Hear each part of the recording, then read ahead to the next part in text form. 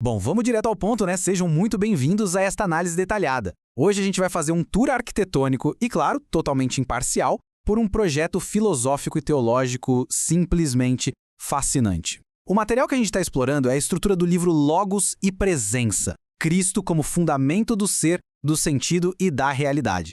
O nosso objetivo aqui não é defender nem atacar nenhuma visão, mas sim entender como o autor constrói uma ponte intelectual impressionante, ligando aquelas angústias da filosofia moderna com uma proposta de resolução que é centrada na teologia cristã. É literalmente uma verdadeira engenharia de ideias. Para a gente começar a desenrolar essa obra, a gente precisa olhar para a pergunta que serve como o grande gancho universal do texto: por que existe algo em vez do nada? A humanidade moderna bate muito a cabeça com esse questionamento fundamental. O texto propõe que, mesmo com todo o avanço que a gente já alcançou, rola um silêncio no mundo moderno. Aquela sensação de perda de sentido, sabe? Um verdadeiro colapso das certezas básicas que mantinham as pessoas com os pés no chão.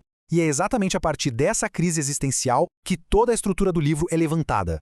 Isso mostra um contraste brilhante, uma contradição real com a qual a gente convive todos os dias. Basta pensar que, por um lado, temos uma capacidade absurda de medir o universo físico, dominar a matéria, decifrar códigos genéticos e criar tecnologias que antes pareciam pura ficção científica. Mas, em contrapartida, o material aponta para uma falha existencial profunda, a nossa completa incapacidade de justificar a nossa própria existência. A humanidade domina tudo ao redor, mas, segundo a obra, meio que perdeu a capacidade de responder ao simples porquê de estarmos aqui.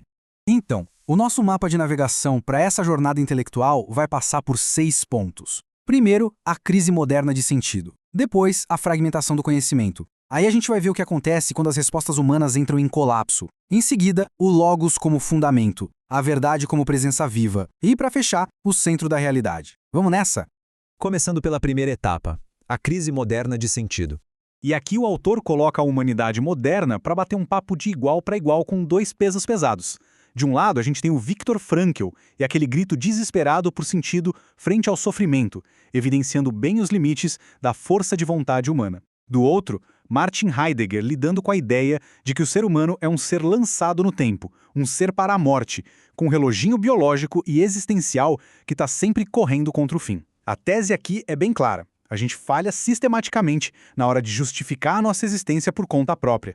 E isso nos leva à segunda etapa, a fragmentação do conhecimento.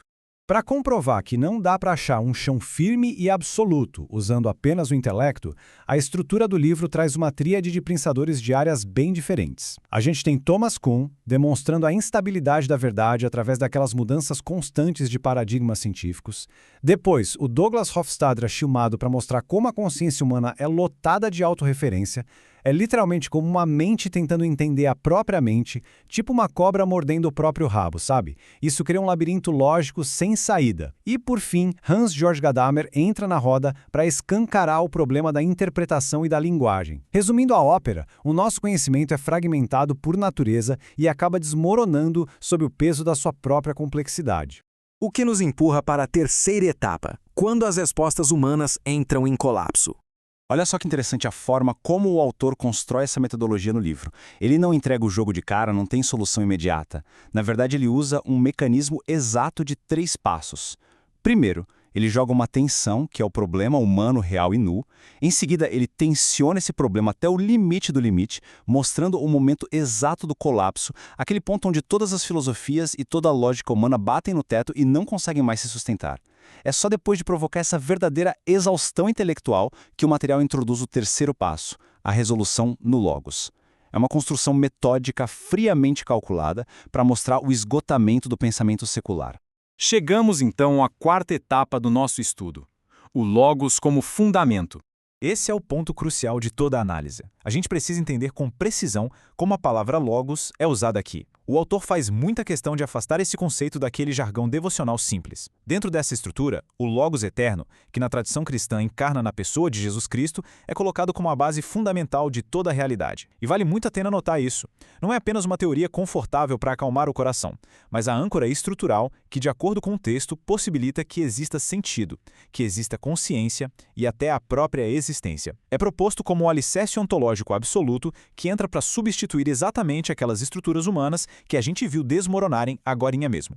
E isso gera uma das inversões mais dramáticas de todo o texto. Se a gente lembrar do Heidegger, que foi comentado mais cedo, aquela ideia pesada de que somos um ser para a morte, definidos pela nossa finitude e pela angústia inevitável, bom, a ruptura que o livro propõe por meio da encarnação do Logos transforma isso da água para o vinho. O conceito é radicalmente substituído pela ideia de um ser para a eternidade. Na arquitetura da obra, a gente não está lidando com uma tese abstrata de filosofia, mas com a afirmação de um evento histórico na figura de Cristo, que busca simplesmente redefinir toda a natureza do que significa ser um humano. Indo agora para a etapa 5, a verdade como presença viva.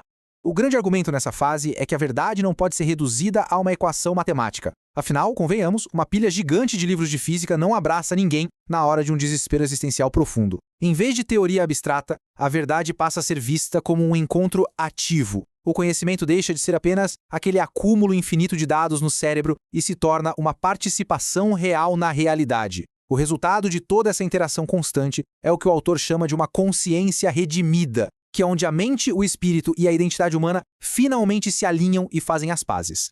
Tem um detalhe super interessante sobre o tom que a voz autoral adota aqui. O autor não se coloca num pedestal de superioridade inatingível. Pelo contrário, ele traz um testemunho intelectual que nasce da mais pura necessidade estrutural. Quando ele afirma "não cheguei ao Logos apenas por fé, mas porque todas as outras estruturas colapsaram", a mensagem fica muito clara. A aceitação dessa resolução teológica é apresentada não como um salto cego, mas como a única saída lógica que sobrou no tabuleiro, logo depois que todos os sistemas filosóficos e científicos esgotaram completamente a capacidade de oferecer respostas definitivas.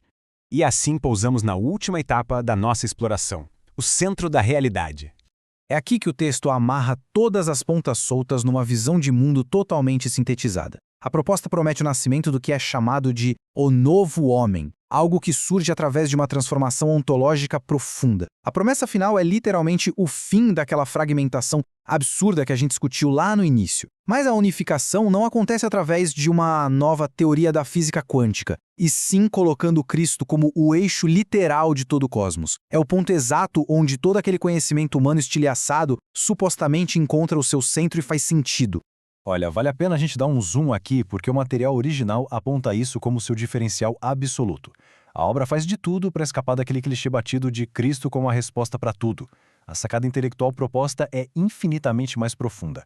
A tese defende Cristo não apenas como a resposta no final do livro, mas como o fundamento que torna possível a gente sequer fazer a pergunta. É forte, não é? Sem essa âncora estrutural, sem esse logos, o autor argumenta que até mesmo a nossa capacidade racional de formular os questionamentos seria inviável. O que nos deixa com um baita questionamento final, que ecoa a essência de toda essa exploração. Será que é mesmo possível que as grandes indagações sobre a nossa existência sejam um dia respondidas por sistemas lógicos superaperfeiçoados, pela ciência de ponta ou pela filosofia pura?